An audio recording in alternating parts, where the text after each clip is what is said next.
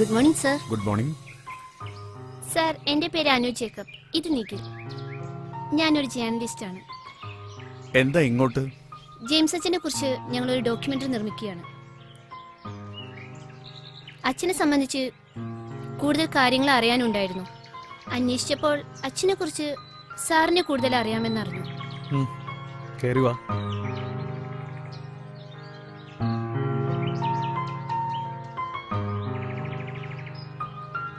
ആ ഇരിക്കും. ശോശാമേ, കുടിക്കാൻ എന്തെങ്കിലും എടുക്കൂ. സർ, ഒരു ഷർട്ട് ഇട്ടിട്ട് വരാമോ? ശരി. നിഖിൽ, ക്യാമറ അവിടെ വെച്ചോളൂ.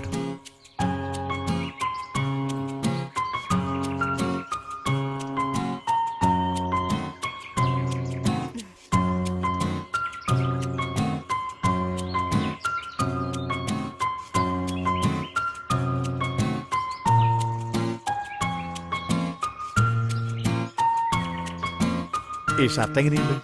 കൊള്ളാം.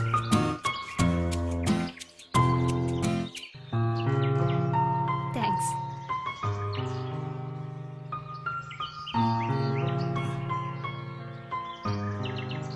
ഇതെന്റെ ഭാര്യ ശോശാമ.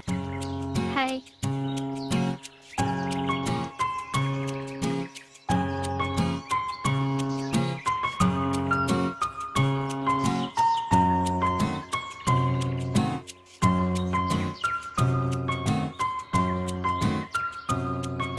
എന്നാ നമുക്ക് തുടങ്ങിയാലോ? ആയിക്കോട്ടെ. റെഡിയാണല്ലോ?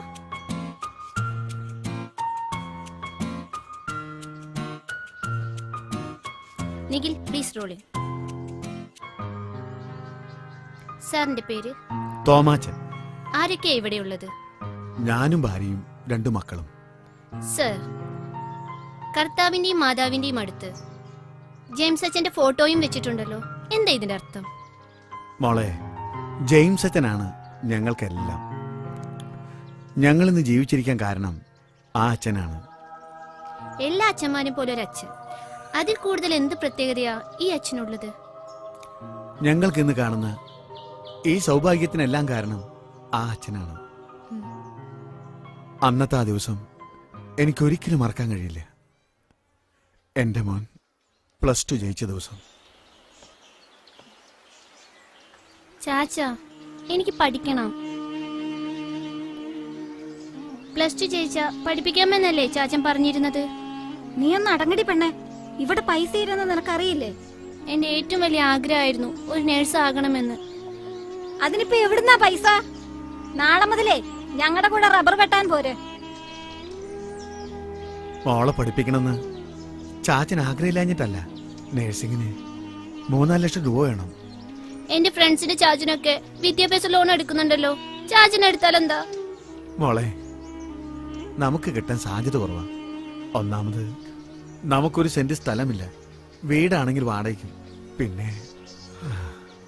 പിന്നെ ആബേലിന്റെ കാര്യം നിനക്കറിയില്ലേ?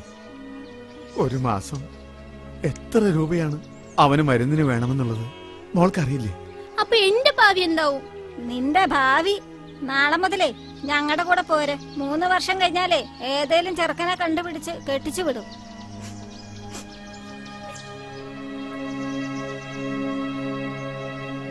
അവൾക്ക് ശരിക്കും വിഷമേ. വേറെ നമ്മൾ എന്താ ചെയ്യാ? മോളെ, ചാച്ചൻ ഇങ്ങനെയൊന്നല്ലായിരുന്നു ആഗ്രഹിച്ചിരുന്നേ. നിന്നെ പഠിപ്പിച്ച് വലിയവളാക്കണമെന്നായിരുന്നു എന്റെ ആഗ്രഹം. സാരല്ല ചാച്ച, ഞാൻ ഈ അവസ്ഥയുമായിട്ടൊക്കെ പൊരുത്തപ്പെട്ടു. ഓ,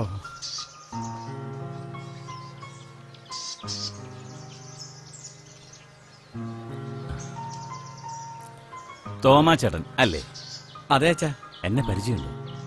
കഴിഞ്ഞ ഞായറാഴ്ച കുർബാനയ്ക്ക് കണ്ടതാ. എന്റെ പേര് ഫാദർ ജെയിംസ്. ഇടവക സന്ദർശനത്തിന് ഇറങ്ങിയതാ. ഞാൻ വീട്ടിൽ പോയായിരുന്നു. ആബേലിനെ കണ്ടു. അവനാ പറഞ്ഞത് ഇവിടെ കാണുമെന്ന്. അച്ചോ, ഈശോ സ്തുതിയായിരിക്കട്ടെ. ആനന്ദ ചേച്ചി അവളവിടെ പാലെടുക്കുന്നുണ്ട്. അവളെ ഇങ്ങോട്ട് വിളിച്ചേ. മോളെ, ഒന്നിങ്ങി വന്നേ. നിങ്ങളുടെ അവസ്ഥയൊക്കെ ജോസ് പറഞ്ഞ് ഞാൻ അറിഞ്ഞു. അതുകൊണ്ടാണ് നിങ്ങളെ കാണാൻ വന്നേ. അച്ഛാ, ഈശോ മിശിഹായ്ക്ക് സ്തുതിയായിരിക്കട്ടെ. ഇപ്പോഴും എപ്പോഴും സ്തുതിയായിരിക്കട്ടെ. മോളുടെ പേരെന്താ? An Maria. മോളെ, ജോസ് നിങ്ങളുടെ കാര്യമെല്ലാം പറഞ്ഞു. മോൾക്ക് നേഴ്സാകണമെന്ന ആഗ്രഹമല്ലേ? അതെ. മംഗലാപുരത്ത് ഒരു കോളേജിൽ മോൾക്ക് BSc അഡ്മിഷൻ ശരിയാക്കിയിട്ടുണ്ട്. അച്ഛാ, കോളേജ് ഫീസും ഹോസ്റ്റൽ ഫീസും ഒക്കെ ഞാൻ അടച്ചോളാം. അച്ഛാ, എന്റെ ഏറ്റവും വലിയൊരു ആഗ്രഹമായിരുന്നു ഒരു നേഴ്സ് ആവുക എന്നത്. മോളെ, നല്ലോണം പഠിക്കണം. എത്ര ഉയരങ്ങളിൽ എത്തിയാലും ഈശോയെ ഒഴിവാക്കരുത്. നല്ലോണം മുറുകെ പിടിച്ചോളണം. അപ്പനമ്മയ്ക്കും ഒരു തണലാകണം മോൾ. Thank you father. അച്ഛാ, മറ്റേ കാര്യം ഉം. ആബേലിന്റെ സ്ഥിതി ഇപ്പോഴെന്താ? മരുന്നുകൊണ്ട് ജീവിക്കുക. ഓപ്പറേഷൻ വേണമെന്നാ ഡോക്ടർ പറഞ്ഞ. കിഡ്നി മാറ്റിവെക്കണമെന്നാ ഡോക്ടർ പറഞ്ഞത്. ഒത്തിരി പൈസ ചെലവുള്ളതാ. പക്ഷെ ഇവർക്ക് എവിടെന്നാ? ഇടവകക്കാർ സഹായിക്കില്ലേ? മരുന്നിനൊക്കെ ഇടവക്കാരെ സഹായിക്കുന്നത്. ഓ, അത് ശരി. ഞങ്ങൾക്ക് ഒത്തിരി പ്രതീക്ഷയായിരുന്നു അച്ഛാ അവനില്. പക്ഷേ വിഷമിക്കണ്ട, ദൈവം എല്ലാത്തിനും വഴി കാണിച്ചു തരും. എന്തായാലും ഞാൻ ആ ഡോക്ടറെ ഒന്ന് കാണട്ടെ.